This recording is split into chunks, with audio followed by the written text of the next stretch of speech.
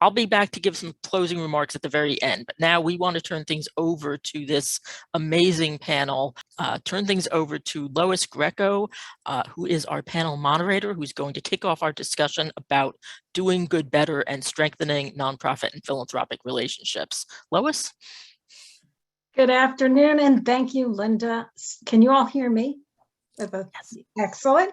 I'm really excited to be here with my friends in New Jersey. I have the pleasure of being the moderator of this panel. And it's really a kickoff for us of a conversation that we are launching, a joint effort by the Council of New Jersey Grantmakers, as well as the Center for Nonprofits, really thinking about ways that we can continue to do better together in this and to build these stronger communities within New Jersey. So I'm going to give a moment of time to our colleague, Teresa Jacks, who is the Deputy Director at the Council of New Jersey Grantmakers, to kind of give the framework for this initiative that we'll be doing together. So Teresa.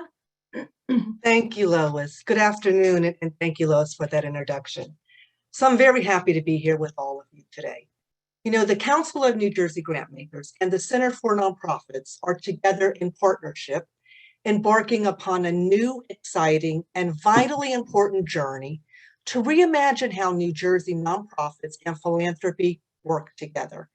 And we're calling it Doing Good Better, amplifying and deepening philanthropic and nonprofit partnerships in New Jersey. And you know, it's really been a long time coming. The early seeds of this work sown as we collectively responded to Superstorm Sandy and challenged the overhead myth, while we continue to witness the unequal power dynamics between nonprofits and foundations, and watched as disparities and inequities in our society and in our sector grew. And then last year, as we worked with funders and nonprofit partners in response to the COVID-19 pandemic, we couldn't deny it any longer. We've really walked this path for far too long. We believe COVID-19 has brought us to a tipping point. So we're creating a framework for a full and candid conversation between our state's philanthropic and nonprofit sectors to question traditional grant-making practices and employ best new practices, resulting in a New Jersey that's brimming with resilient communities. You know, COVID really did show us that it's possible to work differently. We saw philanthropy change their practices in ways that nonprofits have been talking about for a long time. Straightforward, honest dialogue, transparency, flexibility in grant making, multi-year grants, increased payouts due to the emergency, trusting nonprofit partners to decide how to best deploy their resources, including funding resources. You know, I'm personally thankful to the Council on Foundations for their call to action pledge, encouraging philanthropy to provide more flexible funding, loosen restrictions on current grants, and unburden nonprofit partners so they could spend their time and energy responding to the COVID-19 crisis. And of course, nonprofits did what they always do. They rose to the occasion and they met the challenges. They made a difference in their communities. They made a difference in all communities. So what we're embarking upon is systems change work. And it's hard work and it's messy work. And we are all part of the system that has been in place for decades that we know has to change. And collectively, we can be the solution to the problem, but we have to work together. We hope to take the best of trust-based philanthropy principles and participatory grant-making practices, along with what we've learned during COVID, to reimagine how nonprofits and philanthropy work together for the communities and the people of our state. And after that, who knows how this work is going to evolve. So this conversation with this extraordinary group of leaders and thinkers is part of our first steps. And I'm really looking forward to this discussion. Thank you for inviting me to say a few words. And Lois, I'll turn it back over to you. Excellent. Well, thank you, Teresa, and thank you for providing us that background context setting for this conversation. And I also want to extend thanks to the council for kind of taking the step of backboning this initiative, and for the center for joining us as a partner, because it really is a partnership that is unique in the country. We're one of the first to have both the nonprofit and the philanthropic sectors have this joint initiative. So thank you. So with that, I'm going to kind of introduce our panelists, and I've invited them to be candid to set this, as we said, set the stage to broaden the dialogue between the nonprofits and philanthropy. We've asked them to tell us about the thoughts of their opportunities and the challenges ahead as we seek to make this the best work that we can. So joining us from the nonprofit lived experience, and I'll ask them to kind of wave, is Bridget Phifer, who is the executive director and a longtime friend from the Parkside Business and Communities in Partnership, which is a community development membership organization that serves the residents and businesses in Camden, New Jersey. And Mark Valli, also a longtime friend, who is the CEO of Norwescap, which serves the people and businesses within Hunterdon, Sussex, and Warren counties of New Jersey. Joining us from the foundation lived experience is Maisha Simmons, who's the director at the Robert Wood Johnson Foundation, and Samantha Plotino, who is the executive director at Provident Bank Foundation. I've invited them to share a line or two about their organization and themselves for context setting in their opening responses, but their full bio is included in conference material, and just Google them and you'll get pages and pages of exciting things that they've done in their history. So first I want to say to the panelists, thank you. First, thank you for your leadership in New Jersey, for your forthrightness and candor, because we can only do this if we're honest and transparent, and we'll talk a lot about that today. And just for your friendship and for, you know, your heart. I appreciate that. So starting with where Teresa has sort of set us in her setting remarks, I'm going to invite you to dream with me. All right, you can keep your eyes open, but we're going to dream and envision. Having heard about what we're seeking to do, tell us, what is your ideal vision for the relationship between philanthropy and the nonprofit sector? If we are successful with this work, what would it look like to you, and how would New Jersey benefit? That's our opening question. And I'm going to start with our nonprofit partners. So I'll maybe ask Bridget if she can dream with us. Tell us, what is your vision? Yep, you're muted. You're muted, Bridget. I think that's the #1 job of a moderator. Make sure the camera is on and that your mic is on. Once a day, this happens to me. Absolutely. Of course, this was the moment. So I think before I dream big, it's really important for me to set sort of the stage of who we are as an organization and the work that we've been firmly committed to in the Parkside community of Camden. As Lois mentioned, PBCIP is a local community development corporation. And I think what's really interesting about us is the fact that we were created by a group of dedicated residents who were really fed up with some conditions that they were dealing with. And throughout the existence, or from the beginning of the organization, for about 7 years, those residents served as volunteers, creating the framework for this organization that is really focused on a shared community vision for a transformed and for a revitalized neighborhood where we want everyone to thrive.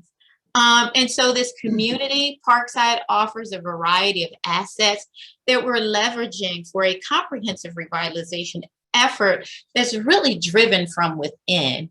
And the revitalization effort is firmly centered on the idea that the greatest asset that we have in this community are the people who live here, the people who work here, the people who do business here.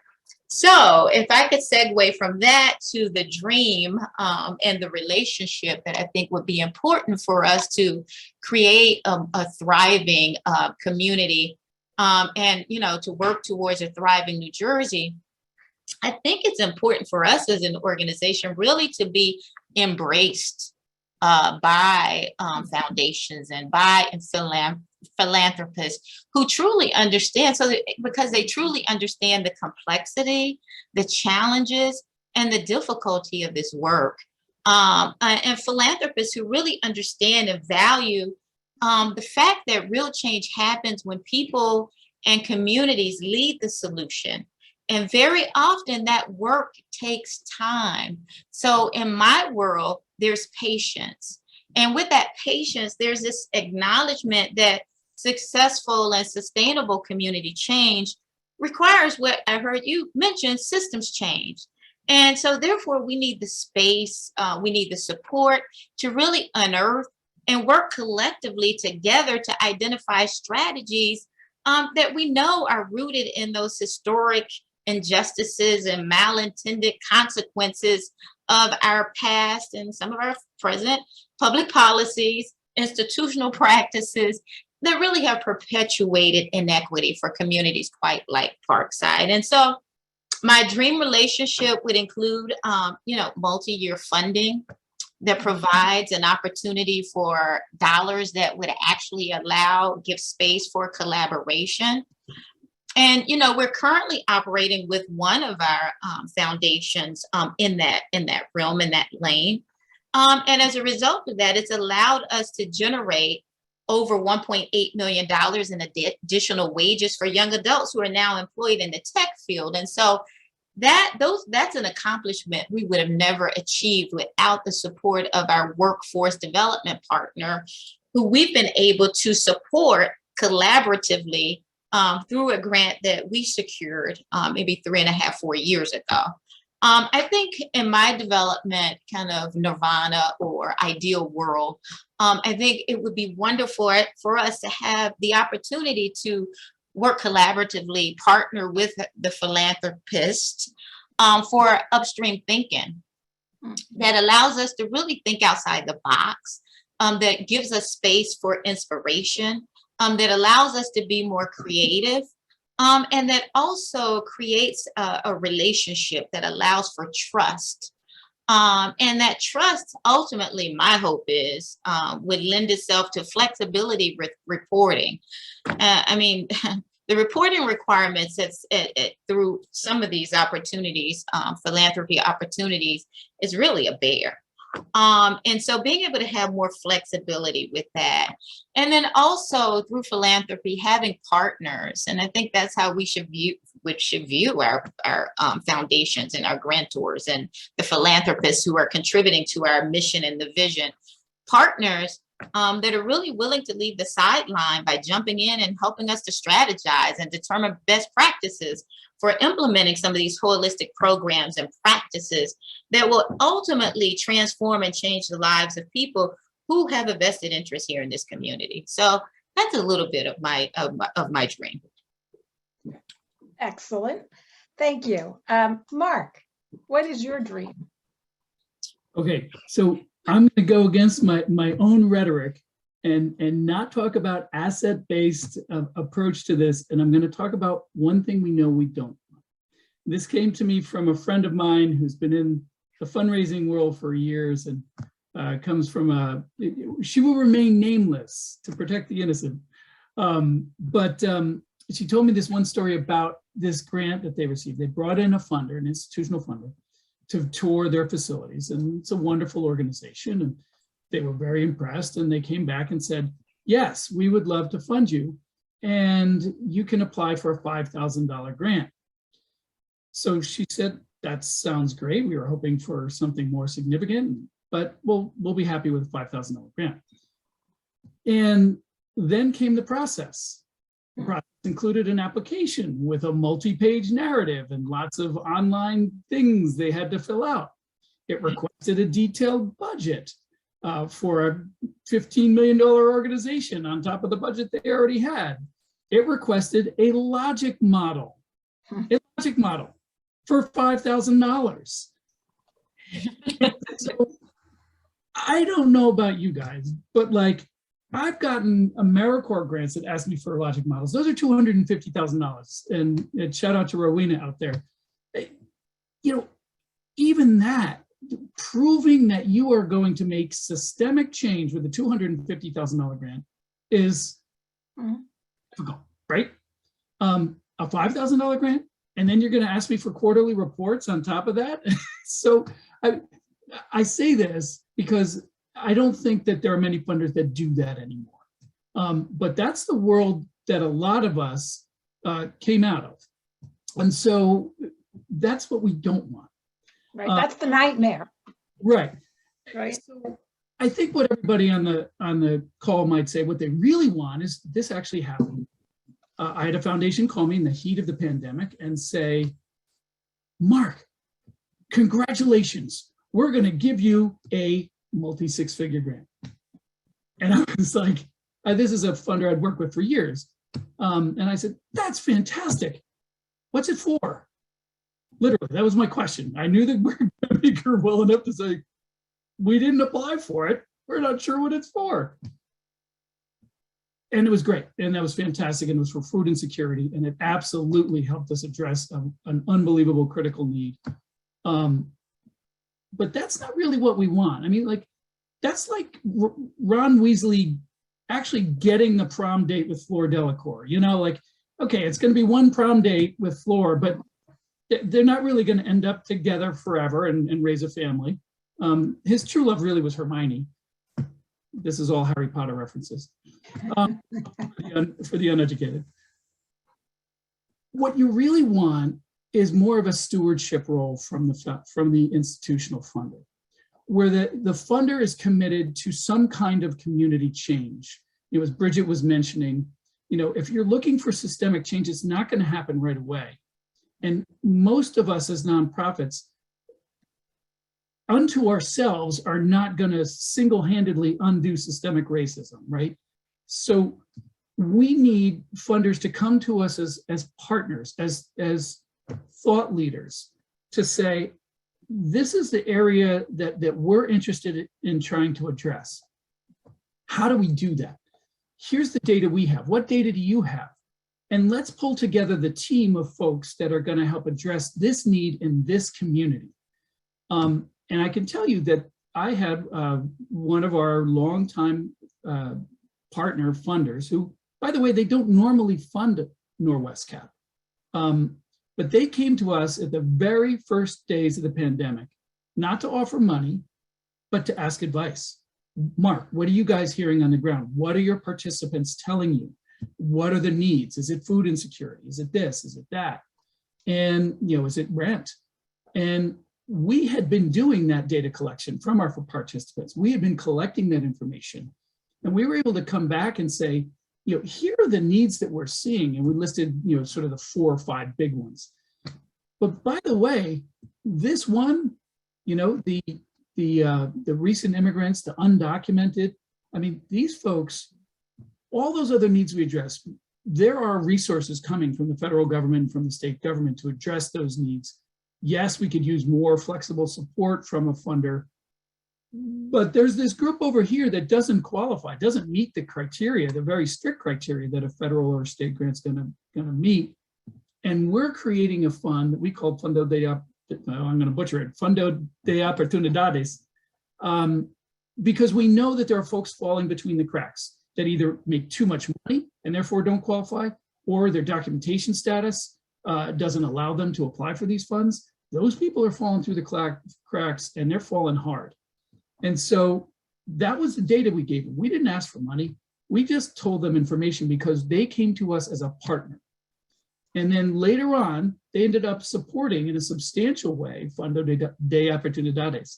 And that was a game changer, you know, for hundreds of families. So that's what the relationship looks like. I mean, you don't meet somebody at the 7-Eleven and go stampeding down to the local chapel to go get married and start a family. You got to date first, exchange numbers, talk, see if you have any shared common values. And then, you know, maybe you get a cup of coffee. And then, well, I haven't dated in a long time, but I think this is how it goes. So, but that's the idea. The idea is that this is a relationship of equal partners. Ask each other for the information and the data that's going to make the change that both of you are seeking. Okay, great. Thank you. So Samantha, as somebody in the funding community, what are you aspiring for in a relationship with the nonprofit sector? Some people have heard me say this before, so if you have, I apologize, but you're going to hear it again. I think it was the first time I went to the Center for Nonprofits conference after joining the Provident Bank Foundation. And we walked into the ballroom and immediately people came flocking over. And it was like, oh, the funders are here. Let me go and be shiny and bright and happy and impress them and all of that. And it made me feel so uncomfortable for someone to put me as a funder on this pedestal. Having come from the nonprofit sector immediately before joining the philanthropy sector, I knew what it was like to work on a shoestring budget. And I knew that dynamic with funders was there. And it was like, it always made me uncomfortable on the nonprofit side, but it felt even more uncomfortable when I became a funder to feel that dynamic. It's just total ick kind of feeling for me. And we're not the ones as funders who are the subject matter and community experts. It's the nonprofit organizations doing the work every day who are the people we need to be prioritizing and putting on pedestals. So as a funder, my dream would be to convince my board that the way we need to really utilize our resources is to have much more open dialogue, much more open lines of communication, building relationships and partnerships where we truly do get to say to the nonprofits, we like what you're doing, tell us how we can help. And at the Provident Bank Foundation, we have started to make some of those changes. And I think in 2022, thanks to so much eye-opening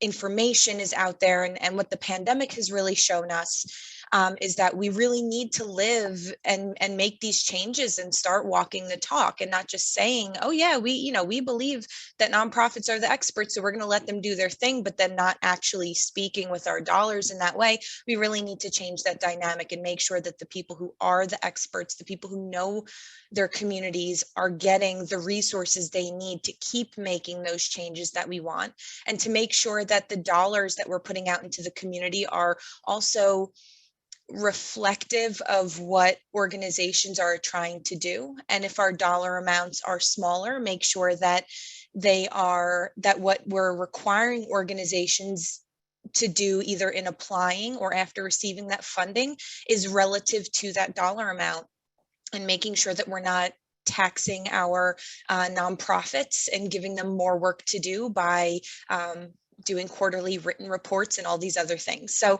that in a perfect world, all of this is really about changing that dynamic and getting funders off the pedestal and really highlighting and lifting up our nonprofit partners. Thank you. And Maisha. So first of all, I just want to say thank you for inviting me and the foundation to participate in this conversation. I've had the opportunity to meet some new people as a result of it. So I appreciate that, and I share gratitude with you all for doing that. Also, just for those who may not know, I won't go into who the Robert Wood Johnson Foundation is, but just a little bit of a distinction. The Robert Wood Johnson Foundation is a national foundation, but we do have a dedicated set of resources for our work in New Jersey. And my role is to lead our New Jersey work. And I've been in this role for almost 2 years now. So I started in January, and then everybody went home in March. And so I'm grateful for opportunities like this to get to continue to learn and know the New Jersey landscape. But I wanted to say, with this panel, it's been a great opportunity to listen and learn. And I appreciate the fact that our nonprofit partners went first, because that is the way it's supposed to be in philanthropy, right? We're supposed to set the context so that folks who are doing the work with everyday communities are sharing with us what they're knowing, what are some best practices, how we can listen and learn better and deploy resources in a much more intentional, smart, and connected way. And that doesn't always happen. And I think one of the things that COVID did, for some, it didn't shift their practices at all. For others, it accelerated some things that were already in the works. And for others, it really has been a sea change for what they want to do. And I don't want to just say COVID by itself. I think it was COVID along with the racial reckoning that happened at the same time. So it was really an opportunity to talk about what we don't talk a lot about in philanthropy, but Samantha talked about it really well, is the privilege and the power that rests in our sector. And really, folks, I saw all across, LinkedIn and other places and philanthropic kind of places where we hang out and get information, people challenging philanthropy to do all the things that Bridget and Mark talked about. And, I think that's all great. It's all rooted in trust-based philanthropy, but a little bit of it is just on the piece that is the practice side. What we have to do as a philanthropic sector, and we think about the dream of partnership, is also change what's happening in our structures. It's also thinking about what's happening in our processes, what's happening with our leadership development, how are people being trained? All of those components actually add to the piece where we see the practice change. And so when I think about the dream is a shift internally with us, but it is also thinking about the nonprofit sector and how it is actually structurally designed and formatted, right? Because there's some things structurally that put us philanthropy at an advantage, and folks in the nonprofit sector as disadvantaged. We all share the same disadvantage if you are a foundation like ours, where you cannot, there are certain ways that you can advocate, right? You're limited in the ways you actually can do structural change in terms of really thinking about direct interaction with policymakers and others. So, when you think about the dream, it's looking at those other factors as well that tie our hands to having some of these structural issues as we relate to one another, to shifting change and practice and power. So let's continue on that because you've all kind of started shifting there, right? We set the dream, but none of us are living the dream, right? How can we live the dream? So we need to change some of the policies and practices, or the policies that set up this power dynamic. Help us understand, and I'm going to start actually with the funders first. Why is it, if we articulate, all of us articulate these things and in our vision, what is it like with your organization that you can't implement some of these things tomorrow? Who wants to take a bite at that one? I'm happy to go first. Okay. So our money is not my money. This isn't Samantha Plotino's wish list foundation. I have a board that ultimately makes determinations on how we spend our money, how much money we have a year to give out. They've set our funding priority areas and things like that. So ultimately, this is not my money. I still have people who I have to report to and be beholden to in some ways. Now, what I will say is open dialogue between our nonprofit partners, whether they have been funded or not, is really critical to informing my board. So that way, when I can go back to them and say, what we did in 2021 is great, but this is going to be even better in 2022. And this is why.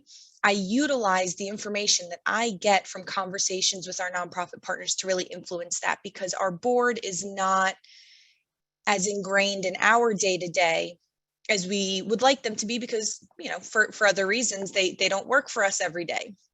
So there's always going to be that bit of a hurdle that we have to get over. I can be really passionate about something, my team can be really passionate, but if my board doesn't ultimately give their thumbs up, there's still going to be that bit of hesitation, or we're not going to be able to move something forward. But what I will say is that once we started opening up dialogue with organizations before, during, and after applying to the foundation, during the grant terms, after their grant terms, and really getting a feel for what's happening day to day. We call these our mini needs assessments that we do with our applicants. We've been able to make a case to our board to get them to where we are as a staff, to say, this is where we need to be, this is where we need to go. And they're starting to change. But unless we have that information from you all and that open line of communication, it gets really hard to turn those heads. But we're getting there. We're getting there. It's definitely a positive trajectory. Great. Maisha, anything to add?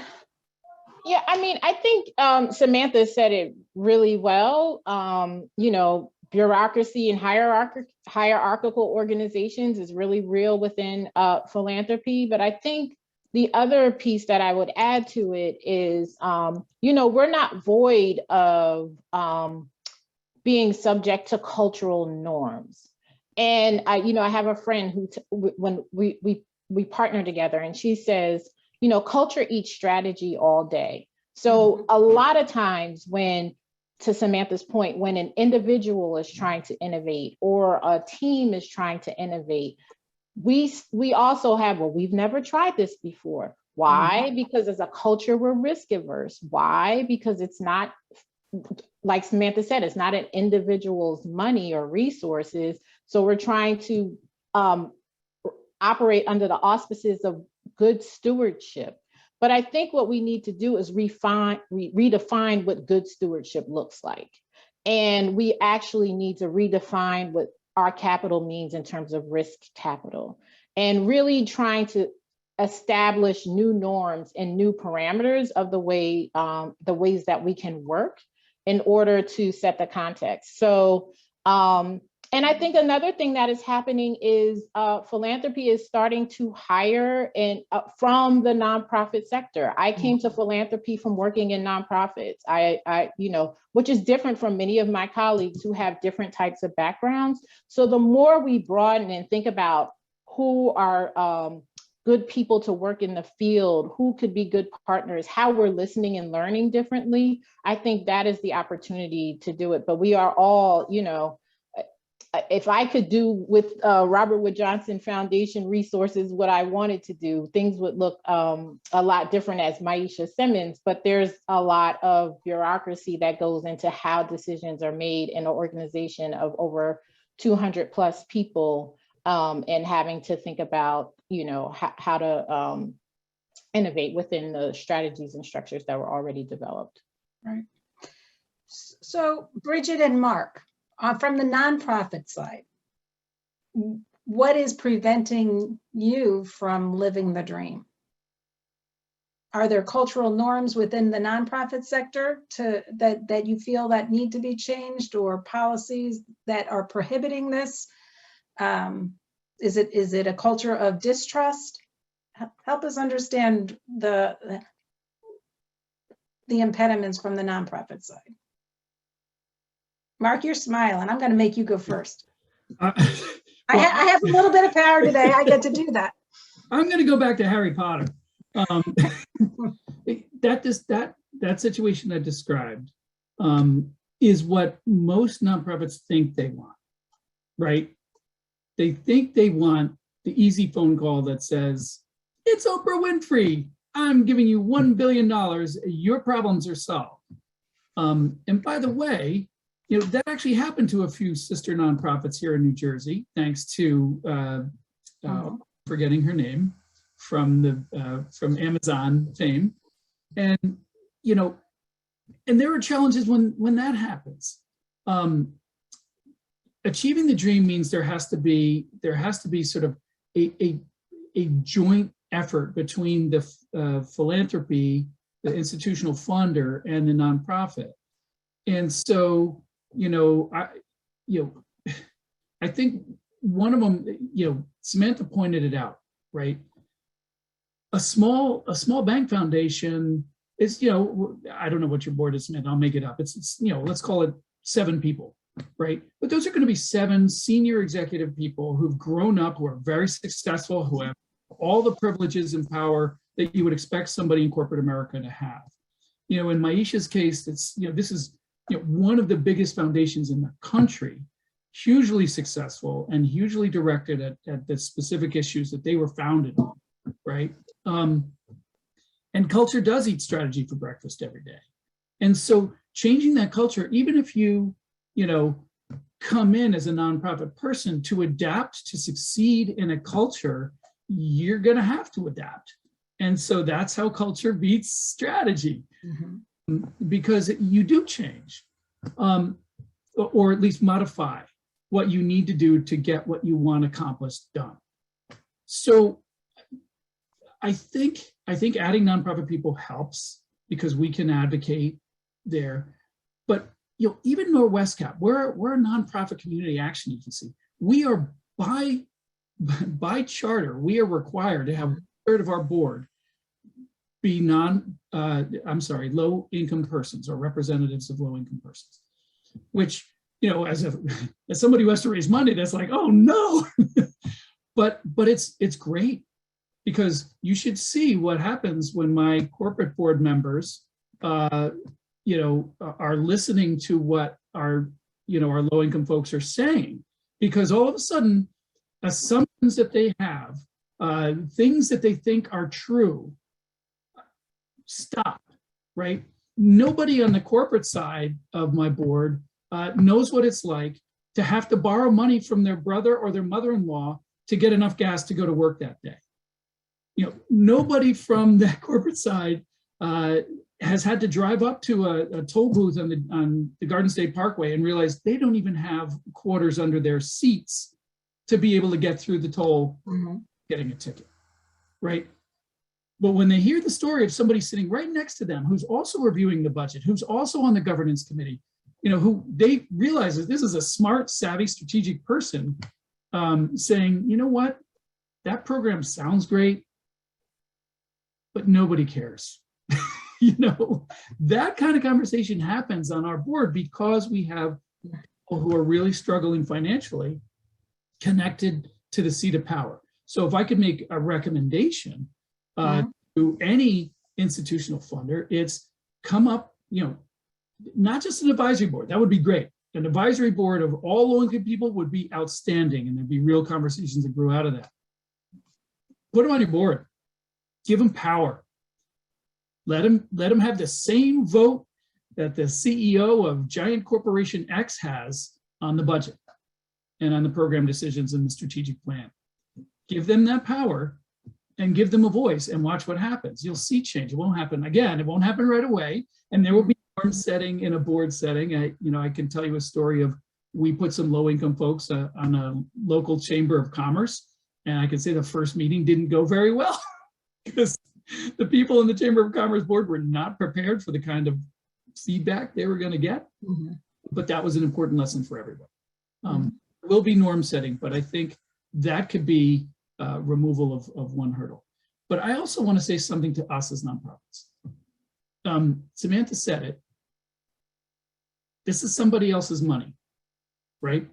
If it's a family foundation, somebody earned a lot of money, they sold their business or whatever, they have made a decision about what their legacy in life was going to be.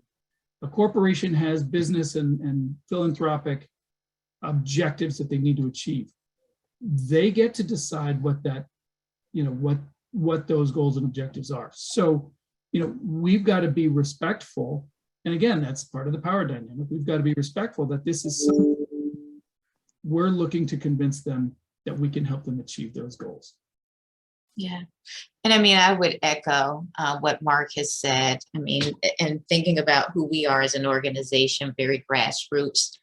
You know, we're the exact opposite of what, you know, most nonprofits and certainly foundations, where the predominance of people who serve on our board live and work in this community. Where the predominance of people who work and are on staff here, 70% of which live in this community and are people of color. And so I think there would be some great advantages to accessing and perhaps tapping into some of these folk to serve on boards like Provident or maybe a Wells Fargo or or Robert Wood Johnson Foundation, because they have their hands on the pulse and they actually see, they feel, they hear, and they live what's happening in these communities on a day-to-day basis. And I think one of the things that I've learned that, that has been very important for me since the very beginning of starting with this organization is to, stay true to providing opportunity for those in this community so that we could have our hands on the pulse of what's happening here. But what has also become very real for me over the past probably 7-8 years is just being able to do better in terms of telling our story and doing better in terms of having the data and the analytics that really speak to why this work is so important and how it is bringing about impactful and transformative change. When you give the numbers and when you monetize the work, people begin to pay attention. And I'll never forget, Lois, you were at a meeting with us about 3-4 years ago, and we had a table. I mean, it was a huge table filled with foundations and banks and elected officials and national consulting firms, all who came together because they're committed to this community and trying to figure out what can we do, what role can we play in terms of helping to elevate this community. And you said to me at that time, wow, it only took us 10 years to get here. 10 years, that was it. But we remember it. It was a birthday. Yes, it took 10 years to get there, but it goes back to that whole, notion, and it's a reality of the patients and, the layers of, issues and challenges that we're confronting to get to where we are today. And so I think just giving voice to those who live it, I think is really important. So I absolutely have heard the word relationship. I've heard trust, right? I've heard patience. I've heard, so those translate to a lot of the trust-based philanthropy, and that's the jargon. I'm jumping. Yes, panel. I'm jumping to the different question. But it's really about we know how to do this. Like, we know as a foundations, we know what are principles that work, and yet we don't do them. So we've repackaged them. We're trying again to create what we call trust-based philanthropy principles. They are a packaging of existing ideas, which I think we've articulated today, to give multi-year unrestricted funding for us to do homework, do the research so that we're not relying on the nonprofits to educate us, to simplify and streamline paperwork, be transparent about our goals, processes, and metrics, and be responsive to the needs that we hear from from you all as the experts closest to the ground, solicit and act upon feedback, and to offer support beyond the check. So those are principles that we are really trying to embed into this new initiative. Again, ones that we've known, and yet we haven't done them. Like and why is this time gonna be different is one of the questions that I have as a funder and somebody that has done this. I'm not kidding, Bridget, we set that table for 10 years before we got the party people to come. Yes. And the party's still not quite off the ground, right? I mean, it's there, but there's still lots to do. In those principles, all right. So it was, again, give multi-year unrestricted funding for funders to do the homework, simplify and streamline paperwork, be transparent about our goals, processes, and metrics, and responsive to your needs, solicit and act upon feedback, and offer support beyond the check. I would ask Bridget and Mark to say, of that wish list, because that's what it is right now, of practices that we know work, what one should we prioritize? If nothing else, if we could get these two for funders to kind of help us with, that would be great. And for Maisha and Samantha, from your perspective, have you started or are you using any of those principles? And how does that work for you all? What barriers do you have in implementing those? So I'm going to start with Bridget and Mark. would any of those? Yeah, I mean, it's very difficult for me to pinpoint only two of those. I mean, there are three that really stand out and are very weighty for me. Give the three. Multi-year unrestricted funding, I think it's critical. You know, as an organization, we look at the challenges, the issues, and we look at the assets and the opportunities and realize that, you know, we can't go at this alone. So being able to bring in partners that collaborate with us and that can help us achieve the end goal. So whether it's under workforce development or whether it's under, you know, food access, but really bringing in those experts, nonprofits who are doing the work, have similar, you know, kind of motives and mission. And so, you know, being able to bring them to the table, I think that's critical. And that can only be done over multiple years with unrestricted funding. I think simplifying and streamlining the paperwork is critical. The application process, the reporting, you know, very often I can make it through the application process. I don't know if I'm going to do a logic model for a $5,000 grant. I don't know about that. But I do know currently we have a funder where we have to submit a quarterly report. And at the end of the year, we have to submit an end of the year report. Like, I just think it's nonsensical. Like, why can't you combine the 4 reports and you'll see that's what we've done for the year. And so, you know, being able to streamline and really realize, you know, the work is challenging enough. And so I would prefer to spend my time doing the work versus writing about the work that's been accomplished, especially if I've already checked in with you and you have a real sense of where we are and how we're stewarding the resources, the investment. And then the other point to me that's important is offering support beyond the check. I think very often, sometimes we need that little added kind of inspiration. Going back to, you know, Lois and I were on a call earlier today with a funder, and she just happens to be on the advisory board. And, you know, just talking about some of the support that was provided to us as nonprofits that allowed us to be inspired and kind of create and think differently about the work. And so I think that, you know, cannot go without having some real weighted importance for me. Mark, I don't know about you, but that's where I am. Yeah, I mean, to me, the one thing I would put above all of it would be the relationship building some kind of vehicle or format for there to be conversations around data and around solutions that are going to fix the issue. Because I think after that, the funding comes, and if it doesn't come because it's not needed for what the issue is, right? So. Like, I think the relationship to me is actually more important. So figuring that out, which of course is more amorphous and harder to define and put in a bullet point. But obviously multi-year funding is vital.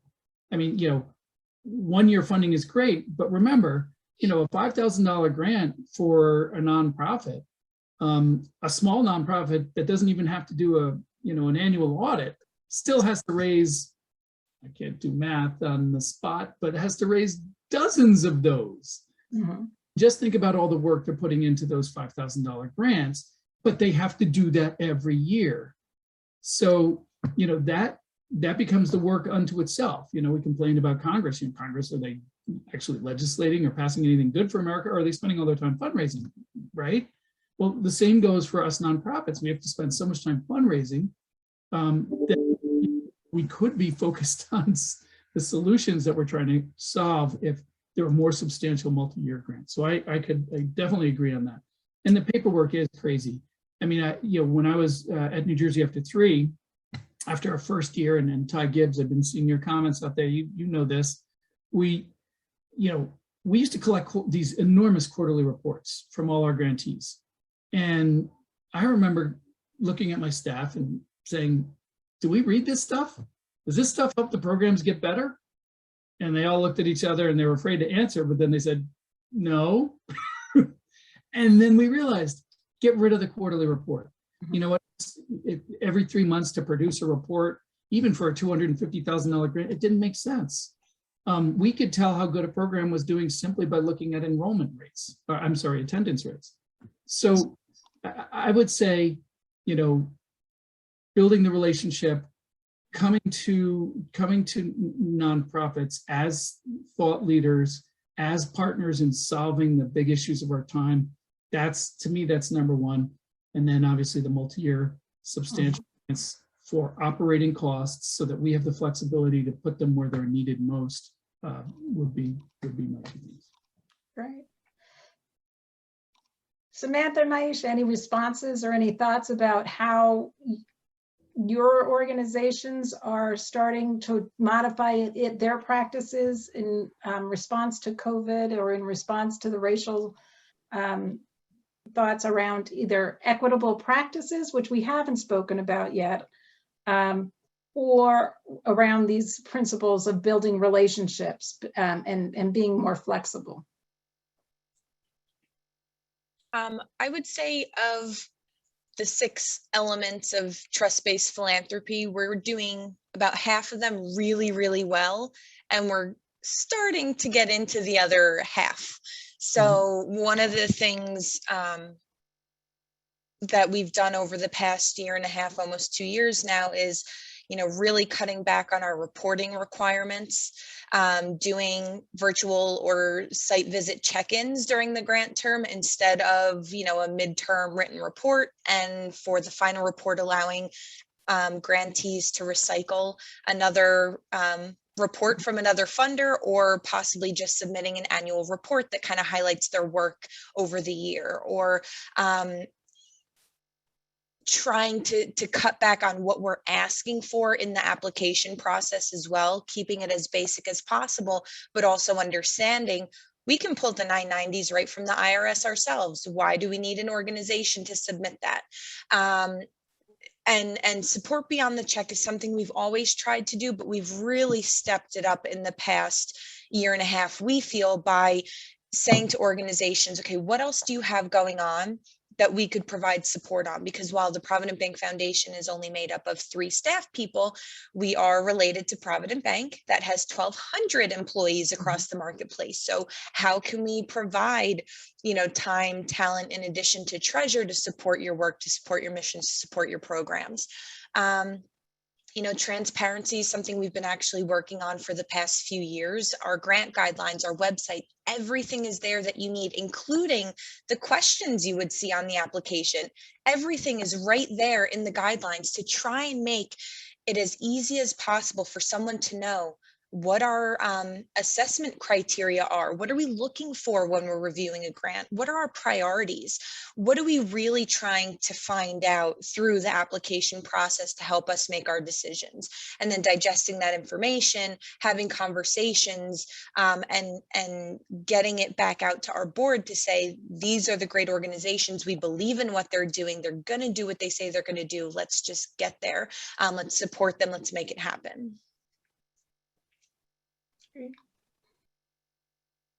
So I would say we're probably doing all of the things that were listed on that you talked about, but not in a consistent way, right? And so, and it's definitely based on criteria of dollar amount, alignment with strategy, you know, a whole bunch of reasons why we do certain things one way versus another. But what I will say is, because we're a huge behemoth, we're a large organization, we're really trying to think about what does it mean to migrate and shift some of those practices in a much more consistent way. Like, what are the when are the times when we will do one thing over another? Because I think the other piece that we're trying to navigate as a culture, and I would say both a nonprofit and philanthropic sector, is around accountability. Who are we ultimately accountable to when we are doing the things that we're doing? You know, I would argue sometimes there's some things that happen, to Mark's point, some things that happen in the nonprofit sector that the community does not want or need, but it's pushed and thrust upon them because either there's a grant opportunity or there's this new great big idea that somebody wants to do. And, you know, in order to think about you know, how to think about resources in a way that's a little bit lopsided, this happens. We do the same thing within philanthropy, right? And so, you know, part of what I've been trying to shift with our work in New Jersey is really thinking about what are formal structures for accountability. So when we're thinking about our strategy, we're engaging with community partners. We just launched a new initiative called the JEGNA Council, which is made up of people from the community, not quite at the board level, because the board, in our case, the board nominates and selects who's on their board. It's not a staff decision, right? Mm-hmm. So where do I have power and influence to think about how to get outside in perspective, right? And so that's something that we've been doing to kind of align around trust-based philanthropy. How do we set up resources where community is deciding who gets the resources, right? And it's not those of us in the foundation, but really trying to think about how do we do that. So we're really trying to diversify approaches. So where the structure of the institution limits how we can do things, what are some ways that we can enhance or innovate within the ways that we have powers of control? And the one thing that I will say is that we need, the last piece is in terms of the reporting, somewhere, somehow, we have to think about how do we share what is happening with our nonprofit partners in a way that is not sitting with an individual. Because if I leave the foundation tomorrow and all the knowledge about the great work that's happening and what's happening is sitting with me in the relational way, we still have to make a case on why we are funding organizations in the future. So there somehow has to be about quarterly reporting is probably not the best piece. Maybe there's something around annual reports that already exist for organizations that do annual reports, right? So I think there's some ways that we all can come together. And I think this, the work around doing good better can help us think through some solutions around what are some workarounds around practices that just aren't serving either one of us well. Right. Yes. Thank you, Maisha. You're on. That's why you're on our committee, as is Samantha, as is Mark. So this is all beautiful. I'm going to take a moment and I'm going to ask Linda if there have been questions, because I'm a terrible moderator in terms of looking at chat. Is there any questions out there in the chat or any questions that we want to take from the audience, how you're doing that on this conference? Let me start with one, and I know you said you were going to be talking more about centering equity in fundraising practices. So this is a great opportunity to do that. There were several questions posted by Ty Gibbs and Vicky Fernandez about an initiative that they're working on in the Professionals of Color Collective called the Funders Compact, and how that work can be elevated is not their word, but I lost my place in the chat. But the basic idea is integrated. How that can how can we work together on that? You know, what will, you know, because it sounds like they're doing really important things, and I've talked to a number of funders about getting them on board with this, and so. So I'm not aware of that initiative personally, by that name, but I can say that part of this initiative, we have talked about centering, helping provide a space for us to learn and to discuss and share more equitable practices in grant making.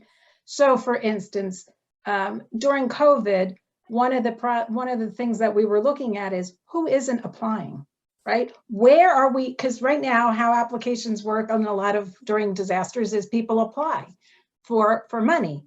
Well, that's very unequitable. If you don't have capacity in a region, they may very well have significant need, but there's no nonprofit there serving that region. So we have, you know, we are as a collective in our infancy in that work, I would say. But at least we are in that conversation. I know the council is also looking at some equitable work, but again, it's in the younger stages. So that's a poor way of saying it's not, it's in our purview, but we're in the beginning. Anybody on the panel want to respond to that?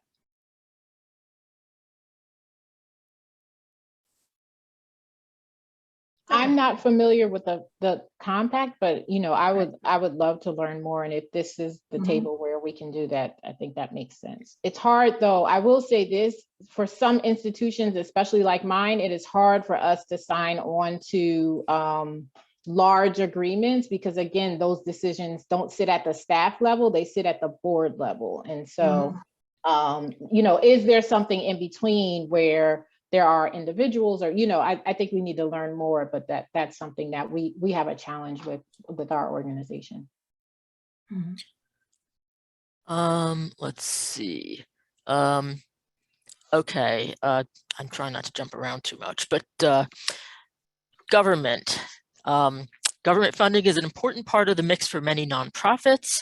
And the basic idea, how can we better lift up ways that things can be better with government? You know, certainly Center for Nonprofits has been involved in contract reform advocacy and whatnot, but how can funders get into that conversation and also advocate for change, especially recognizing that philanthropy can't fill the gaps? That's a consistent message in terms of, you know, government funding versus philanthropic funding, which is a, you know, virtual drop in the bucket. So yeah, that's the basic question. How can we bring government into the mix and bring advocacy into the mix on that front?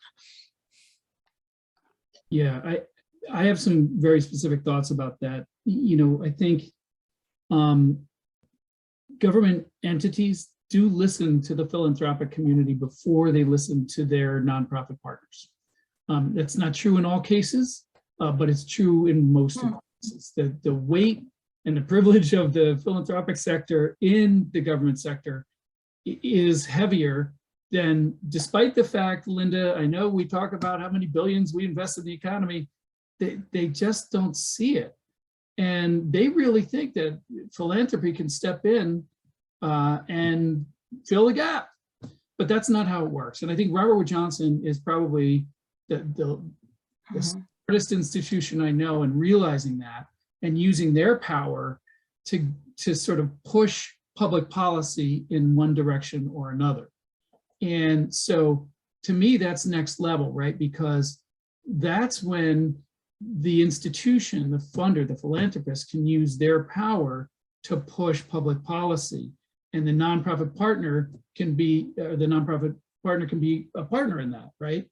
So I think that even a small foundation that, you know, is a relatively small foundation, if they're focused on particular public policy issues, they can find other stakeholders, nonprofits, other funders, and work with government entities to say, hey, this is a challenge in your community. We want to pull together a working group. And that's what I'm talking about, stewardship. We pull together a group of stakeholders that are going to tackle this problem. Could be after school programs, could be systemic racism, could be global warming, could be emergency response. This is an issue. We've seen it be an issue. We have the data here. Let's come together and do it. And I think that's when, you know, that's when philanthropy is really powerful, because eventually the philanthropic money is going to dry up. You know, newsflash, Robert Wood Johnson is not going to fund you for 75 years. Their strategic plan is going to change every 5 years. And every funder is in the same boat. So how do you codify the work that you're doing? You change public policy. And by the way, the dollars aren't even close. You know, everybody criticized Mark Zuckerberg for giving $100 million and it didn't do all that much. Well, look at the numbers. That was 1/8 or 1/10 of Newark Public Schools' annual budget. That's not going to change the world. They got as much done as they could. It's a huge amount of money, but the fact is, it's a drop in the bucket. Drop in the bucket, right? To what folks can do, what government can do. And I think just to add to that point, I agree wholeheartedly. And I think as RWJF, and we do work with federal policy, we work in state policy, and really thinking about how those funding formulas are coming into communities. What we haven't done as well with and what we're trying to get better at is actually listening to the equity considerations. So when someone brought up, how are you thinking about equity in the work that we're doing? Oftentimes the equity considerations get left on the bargaining table, right? Mhm. What we're trying to do is really think about and listen and learn from community in a better way. What are the things that we really want to do to drive equity? Because we can't, to everyone's point, we can't fund with the same old funding formulas to try to get the same answers to the same problems. And we really need to think about how do we shift the practices and solutions, and how do we resource that in a different type of way. Mhm. Another question, which is slightly different, going back to the relationship building discussion and the relationships discussion. The question is, how does this affect funding when the nonprofit does not yet have a relationship with a potential funder, especially if the initial point of contact is through an online application? So essentially, if you're not already in the door, what happens here? What are the implications here? Well, I think every funder is different when it comes to this, and that most funders tend to put that right out front. So if they are invitation only, typically it says that somewhere. Otherwise, it's every funder is just going to do it differently. The Provident Bank Foundation is not invitation only. Anyone who's eligible can apply, but that's just how we do it. So I think it's really important, as I mentioned in a comment in response to something Mark had said, there's a square peg round hole dynamic, and nonprofits shouldn't try to push something through to a funder that isn't the right fit, and vice versa. We shouldn't be pushing our agenda as funders onto nonprofits if something doesn't quite fit with what they're trying to do. There has to be that right alignment, so that's just kind of part of it. But if there's an opportunity to reach out, typically funders make it as public as possible. I would say I'm trying to give groups kind of the benefit of the doubt here, but it never hurts to reach out. If there's an email address available, even if it says, if you have questions, just send an email anyway. Make that point of contact, because hopefully there will be someone on the other end of the line who's willing to at least just acknowledge your message and let you know we hear you, we see you, and hopefully take it from there. I'm going to be even radical and say, we're all people, right? Relationship is really, it's not about what you can do for me today and what I can do for you. It's really about getting to know one another and building this relationship. I will say, for me, LinkedIn has been a good resource just to get to know names of people that I don't know. Because then it's like, oh, I know that name. So just not looking at everything as a transaction, and what I can, but really be authentic and get to know one another on a surface level. Even if I can't help you directly, I can often give an introduction, and I'm happy usually to do so, right? So Bridget, I don't know about you, but my one answer is, even in the dream world, right, we got to work. Like, we as nonprofits, we have to work our butts off to do this. We've got to be passionate about it. I mean, that's why we do the work, right? We want to see change. We wouldn't get paid the way we do and put up with what we do if it wasn't for our passion for the issues that we work on. And some of it stinks, right? You got to go to the local Chamber of Commerce rubber chicken dinner, and you got to go present your stuff at the Rotary, and you got to, pre-COVID shake hands with everybody you meet. But I think that what Lois said is really important. If you look like a hungry vulture around a dying deer, well, the deer's going to run away. What you really want to do is get to know people, invite them in, explain what you do, and just start to build a relationship. It's just like human relationships, right? Building a friendship, building a romantic relationship. You don't start at the church. You start talking to people. So that's what I would say. And it is a lot of work, and some of it feels, like crappy. And here I am at this horrible catering hall, eating rubber chicken with a bunch of people I don't know, but that you have to do that if you want to start to build those relationships. I'm going to combine two questions that are related but not exactly the same, and you can feel free to separate them back out. One has to do with payout rates. We know that at least in COVID, some foundations increased their payout rates in recognition of the emergency, and there's still there's some call and not necessarily unjustifiably to make some of those increased payouts a little bit more sustained.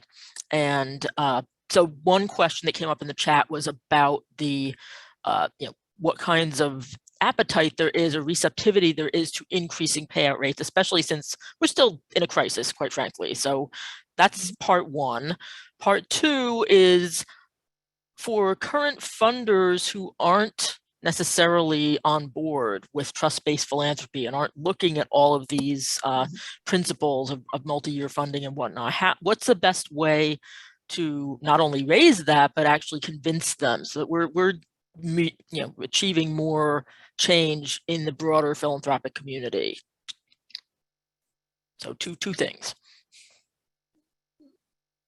The latter one, I would say one of the things we've discussed, it's not an all or nothing.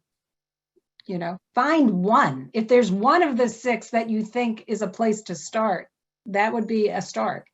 And then the more you do it, the more you might be able to implement something else and have conversations. So that's part of this initiative is we're trying to say there's a place at the table, going back to Bridget, that table, for you to learn and to try it and to speak to other funders. As I'm now working for a family foundation, whom I'm very grateful. I think she's still on the call, my boss, Teresa, because she's been letting me spend a lot of time in this initiative. And we're a family foundation, so it's really a different animal than I have historically worked for, which was more independent foundation. And we've reached out and spoke to another family foundation that has been able to introduce some of these principles. That was like big light bulbs. So we can do this and talk to them about how to go about doing this and which ones would we want to start with. So I think there are ways to enter this space without risk, if you will. You don't have to publicly say, I'm going to do all multi-year general operating support day one. My hope is that we will be doing more general operating support multi-year, but let's just try some of it. I think the other thing that I would add is, and I'm just going to talk about the experiences that I've had with certain folks in philanthropy. We love reading reports about what are the best practices that XYZ is doing and happening. And so, this is where I actually think the Council for New Jersey Grantmakers is helpful, because as a philanthropy serving organization, like, how do you set the table? How do you bring in the resources so that peer-to-peer learning and sharing can happen for the willing? You're not going to get every organization or every funder that's going to want to come along, but there may be some who just want to do it but don't know how to do it, or would want to think about peer learning. So I would say thinking about peer learning in the sector is helpful. And then in terms of the increased payout, again, for some organizations, that's a board level decision, and sometimes it's in the founding documents, whether your founders documents, what you can do in terms of increased payout and things of that nature. So again, as folks think about board diversity and shifting power, a lot of these practices that are much more structural to the organization are opportunity spaces for that to happen. I don't have too much to add, but I do, want to say that a lot of foundations, those of us that are endowed, those that have, investments that make up our assets, when the stock market tanked at the end of the first quarter of 2020, it took our assets with us. So for us to give out $2 million a year when our asset value is $12 million means we're going to be gone in 6 years.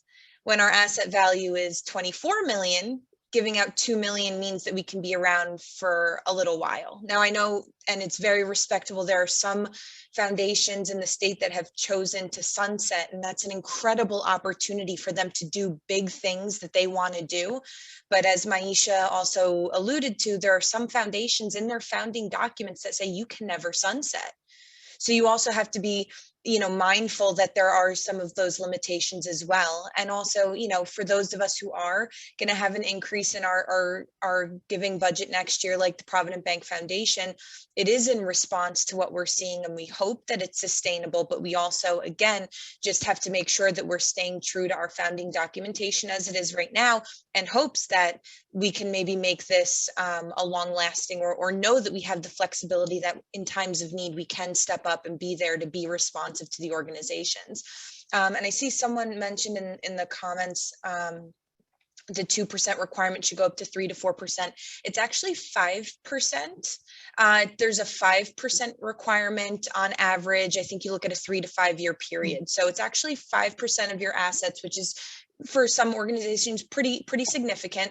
And I would say for us, the past 3 years, we have been well over our 5%, even when you look at those numbers because of the size of our assets. So, this year we were at 6.2%. Next year we'll be at about 8.5%. But there's a lot of, factors that go into it.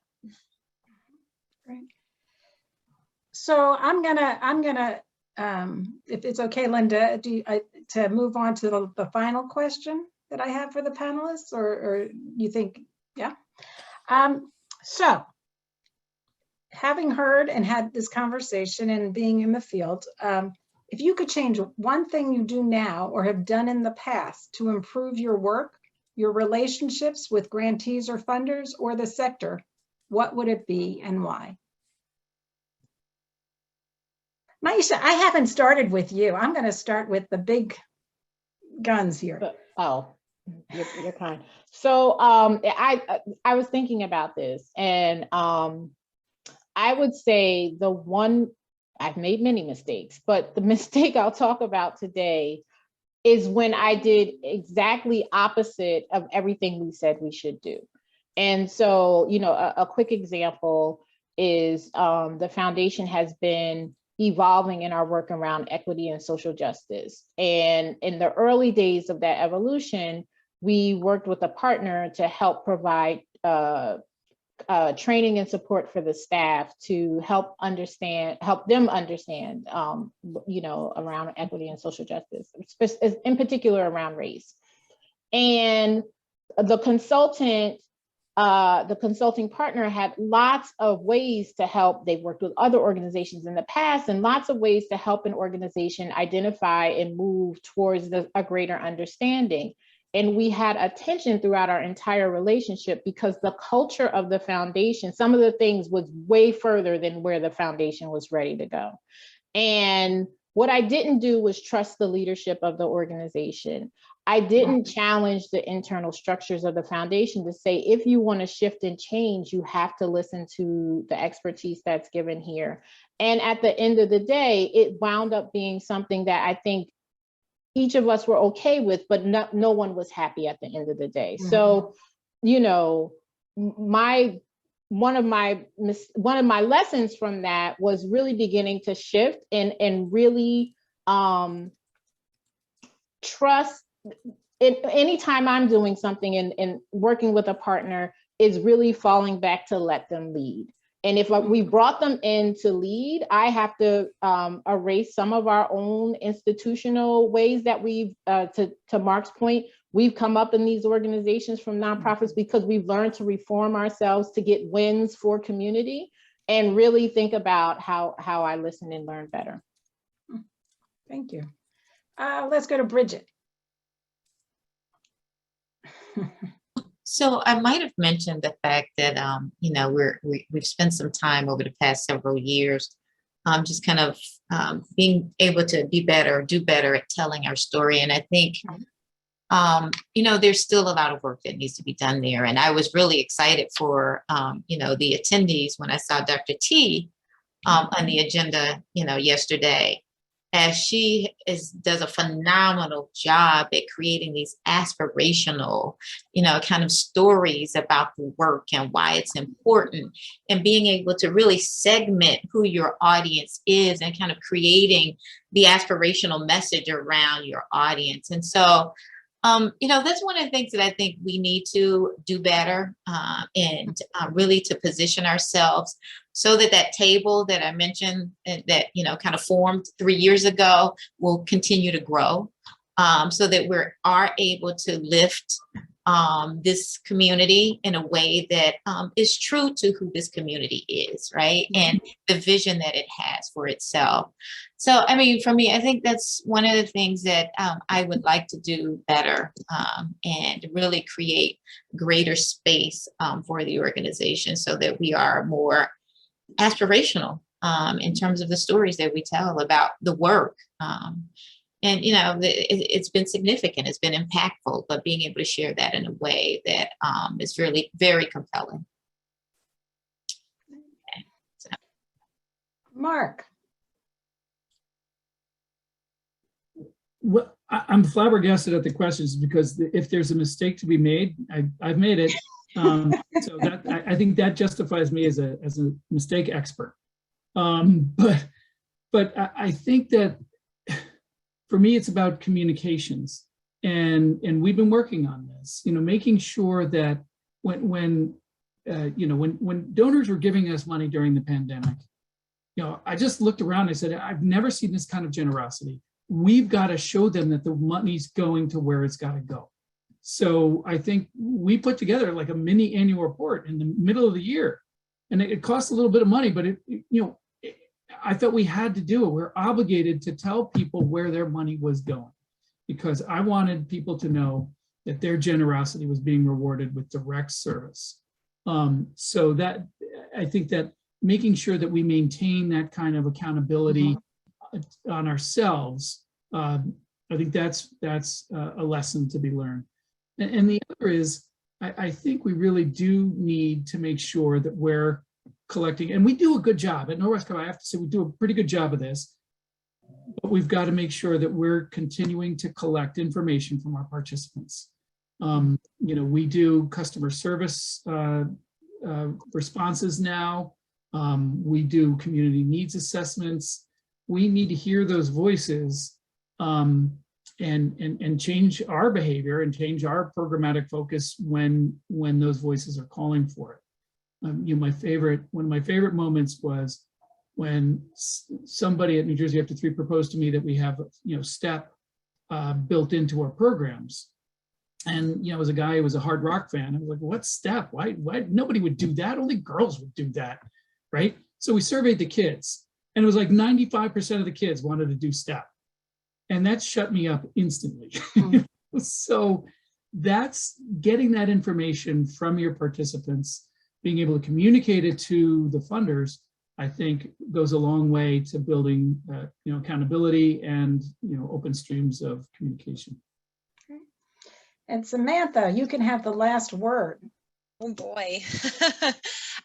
I would like to call upon all funders to just be more transparent, because I think there's a lot of not misunderstanding, lack of information of how we do our jobs, what our budget is every year. Why not post it? What our fund rates are, the number of applications we receive every year, how we make our decisions. That information is really, really important, I think, for helping organizations to decide whether or not they might be a good fit and whether they want to take that first step to even approach the foundation to start building that relationship or put in that LOI or application. So I think that if we help to demystify the philanthropy sector and what it means to work on the foundation side, I think it would help with building the trust, that mutual trust between the philanthropy sector and our nonprofit partners. Well, I'm going to have actually the last word and just say first, thank you to the panelists, because you just continue to blow me away with the knowledge and wisdom that you've, and your relationship. The sharing is wonderful. To invite the Council of New Jersey Grantmakers and Center for Nonprofits to continue this dialogue as we launch this initiative. So stay tuned. We hope you'll be hearing from us. We will be soliciting feedback periodically. This was the beginning of asking questions, but it's by no means the end. We really need to work together to strengthen this sector collectively for a stronger New Jersey. And so and thank you to Linda for giving us this opportunity and the Center for Nonprofits to do this forum. With that, I am going to turn it back to Linda, and she's going to take you home. Thank you, Lois. Thank you so much to everyone on this amazing panel and everyone in the chat. This is a really important conversation for us to be continuing. It certainly didn't start here. It's not going to end here. And as Lois said, stay tuned. There is all of this information and the leads and the connections and the information about what's already going on will be taken back to, and will be part of the work that's going on. So this is my clumsy way of saying the communication lines are definitely going to stay open, and not only about this initiative, but about everything. I mean, it's a really powerful way to bookend this conference. We started with Dr. T talking about asset framing, but in a much more elegant way, about how do we speak with aspiration, but in a meaningful, pragmatic way, and how do we turn that into reality? And we ended with this powerful discussion among our attendees and our panelists about two important parts of the mix of making a better normal, philanthropy and nonprofits. We're not the only part, but how do we approach this work with humility, with a pragmatic view, and with boundless determination, which is a hallmark of all of our sectors and communities. So some practical things, stay tuned, watch your email for things like the links to the recordings, for the a very important survey. We need your evaluation feedback so that we can make future conferences even better, know what worked, know what didn't. Stay engaged. The Whova app is going to be live for another 6 months. So there was so much really important and energetic activity on Whova. Keep it going. Keep, transparency, communications, keep it all going. We hope you will stay engaged with us at the Center for Nonprofits. We certainly intend to stay engaged with you. Thanks again to all of our sponsors, to our incredible center staff team, to everyone who presented or had any role whatsoever in making this conference the experience that it has been. And with that, stay well, please stay safe. Thank you for everything that you're doing in our communities. Take good care.